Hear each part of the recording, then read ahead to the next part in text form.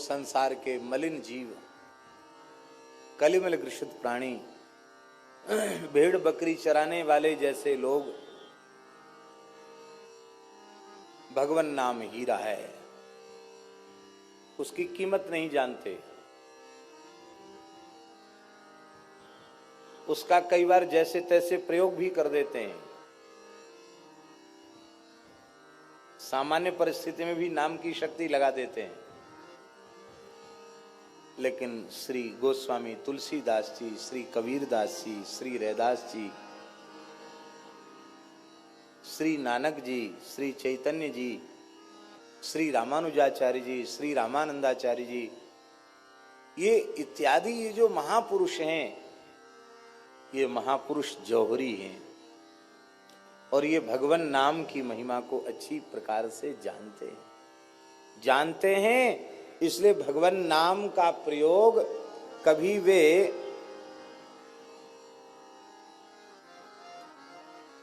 सामान्य परिस्थितियों में वे भगवान नाम का प्रयोग नहीं करते हैं, क्योंकि भगवान नाम की महिमा क्या है ये वे महापुरुष जानते हैं। एक बात हम आपको निवेदन करें,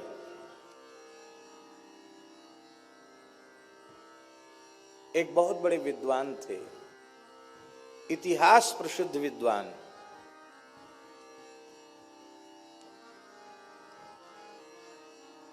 महापंडित श्री पद्मनाभाचार्य जी।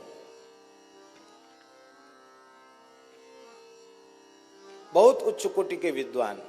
सुना जाता है उनके बारे में, उनको भगवती सरस्वती का दर्शन हुआ था और सरस्वती ने उन्हें वर दिया था कि संपूर्ण शास्त्रों को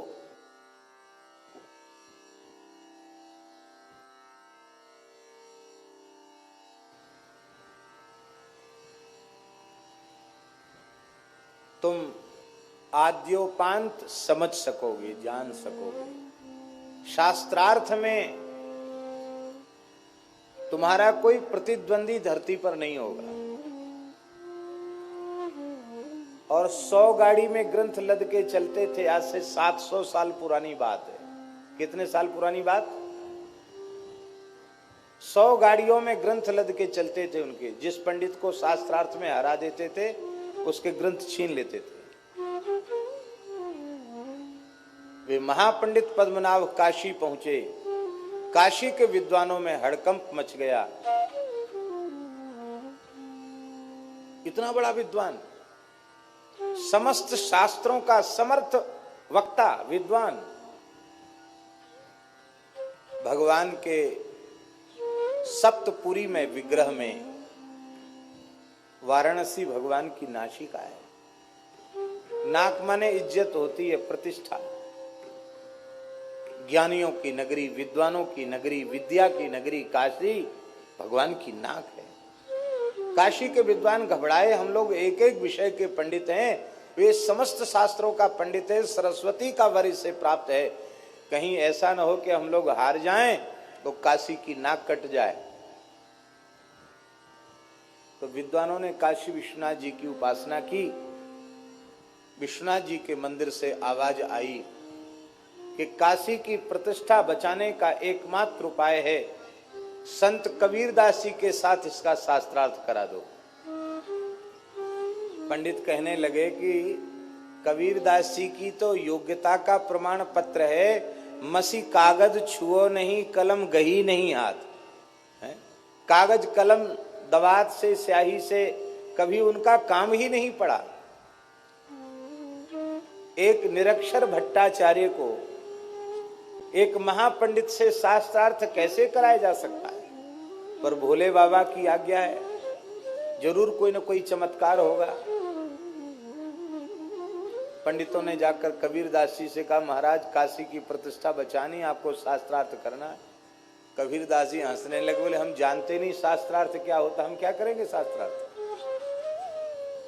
हम तो इतना जानते हैं, पोथी पढ़ी पढ़ी जग मुआ, पंडित भया न कोई, ढाई आखर प्रेम का, पढ़े सो पंडितो।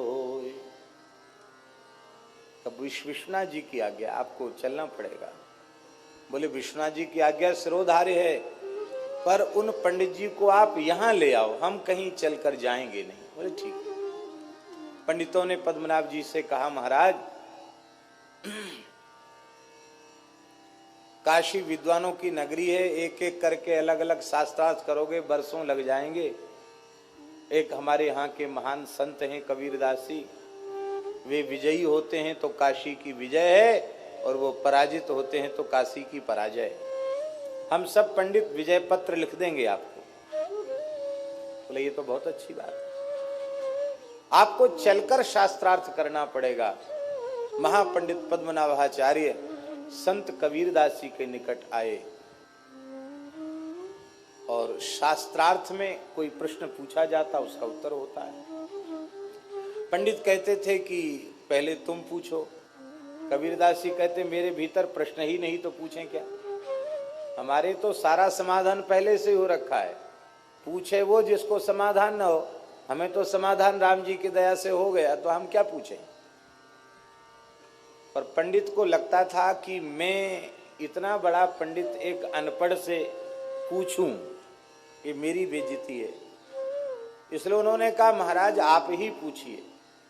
कबीर जी ने कहा अपने संबंध में तो मेरा कोई प्रश्न है ही नहीं, हम आपसे आपके संबंध में पूछ रहे हैं। हाँ महाराज जरूर पूछिए। महाराज चतुराई से पंडिताई से उत्तर मत देना, जैसे सीधे साधे भाव से आप उत्तर देना, उसी कक्षा में बैठकर उत्तर देना। नहीं, पंडित लोग बहुत बात बनाना जानते हैं।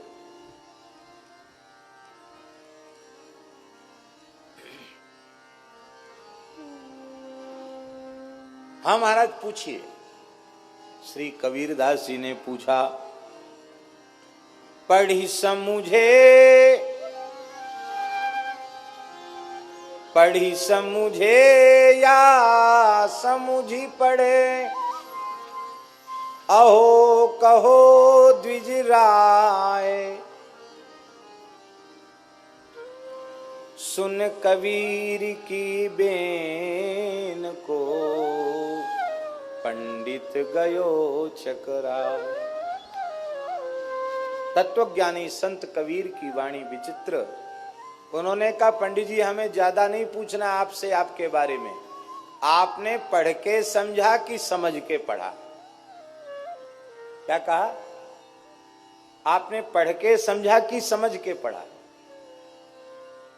आखिर तो महान शास्त्रों के मर्मज्ञ विद्वान थे, इतना गूढ़ प्रश्न मेरे बारे में कर रहे हैं। बहुत देर तक पंडित जी मौन रहे, और अंत में उन्होंने कहा बाबा सच्ची बात यह है, न मैंने समझ के पढ़ा और न मैंने पढ़ के समझा। कैसे? बोले यदि समझ के पढ़ा होता तो सबका फल है भजन, हम भजन में लगे होते, इस प्रतिष्ठा सुक्री विष्टा के संचय में, मान बढ़ाई के धन के संग्रह में हम न लगे होते। क्योंकि संपूर्ण शास्त्रों के ज्ञान का फल है भगवत साक्षात्कार, भगवान में प्रेम। न हमें प्रेम हुआ न भगवान की अनुभूति हुई। पढ़ लिख करके भी हम जिसे समझना चाहिए उसे नहीं समझ पाए। समझना किसको है? भगवान वेद कह रहे हैं यस्मिन् विज्ञाते सर्वमिदं विज्ञातम भवति। उस एक तत्व के बोध से सबका बोध हो जाता। भगवान को जान लिया तो सबको जान लिया, और सब कुछ जान लिया भगवान को नहीं जाना तो कुछ नहीं जाना।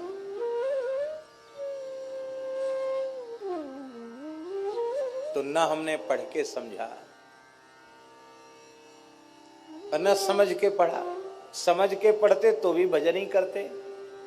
समझ के पढ़ना क्या है? किस लिए पढ़ना?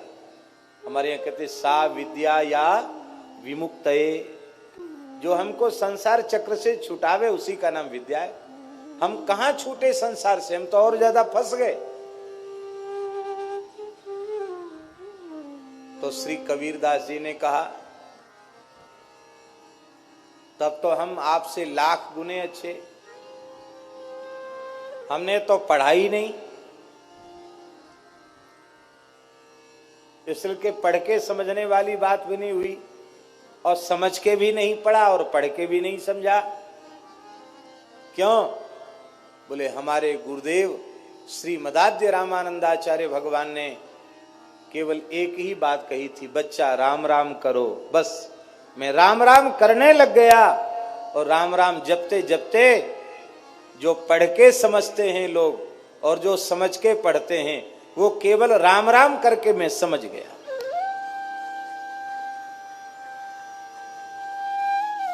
और श्री कबीरदास जी कहते हैं, राम नाम के पट तरे देवे को कछु नाहि, क्या ले गुरु संतोषिए हौस रही मन मान।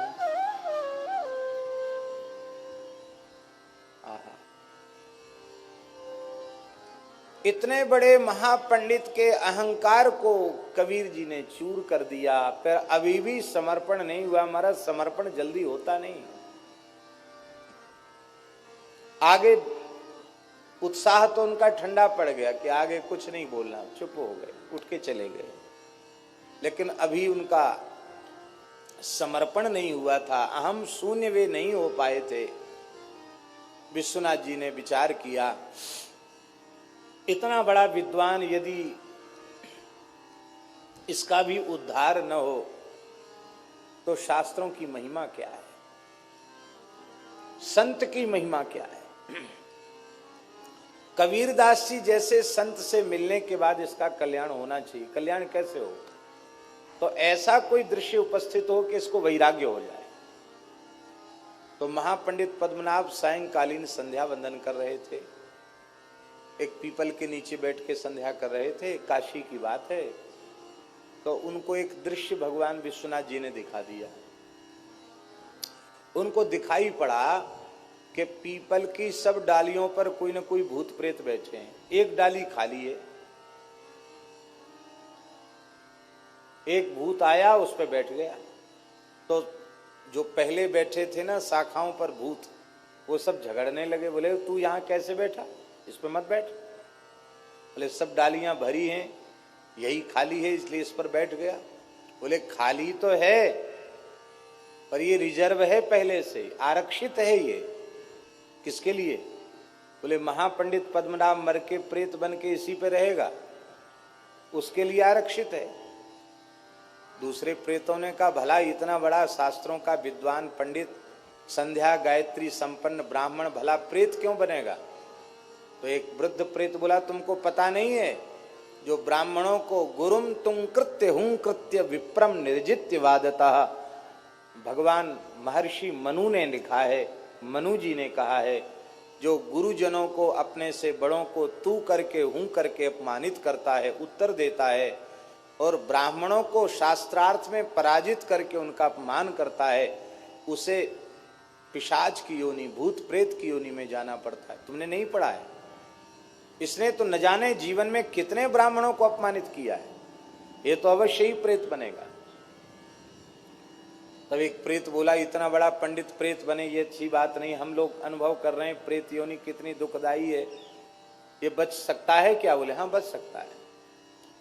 ये यदि अहंकार शून्य होकर संत कबीरदास जी के चरण पकड़ ले तो बच सकता, नहीं तो नहीं बच सकता। अब तो महाराज दौड़े पद्मनाभ जी और कबीरदास जी के चरणों में पड़ गए। बोले महाराज अब आप कृपा करके हमें अपनाइए, मेरी रक्षा कीजिए, मेरा उद्धार कीजिए।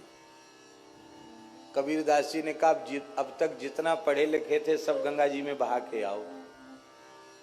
माने कोरे कागज पे न लिखा जाएगा, कागज पहले से भरा हुआ है, लिखोगे क्या? शास्त्र का अहंकार भी एक अहंकार होता है, विद्या का अहंकार भी अहंकार होता है, उसको धो करके आओ। स्नान करके गंगा जी में पद्मनाभ आए। बोले मैं एकदम कोरे कागज के जैसे होके आया हूं, कोरा घड़ा बन के आया हूं, रिक्त घट होकर के आया हूं। तब श्री कबीरदास जी ने उनको कहा बच्चा सारे शास्त्रों का, वेदादि शास्त्रों का, इतिहास का, पुराण का, सबका सार राम नाम है। बस इसको पकड़ लो। सब कुछ किया पर राम राम नहीं किया तो सब व्यर्थ है। श्री कबीर कृपाते परम तत्व पद्मनाभ पर चोलयो। नाम महानिधि मंत्र, नाम ही सेवा पूजा, जप तप तीरथ नाम, नाम बिन और न दूजा। नाम प्रीति नाम वैर, नाम कह नामी बोले।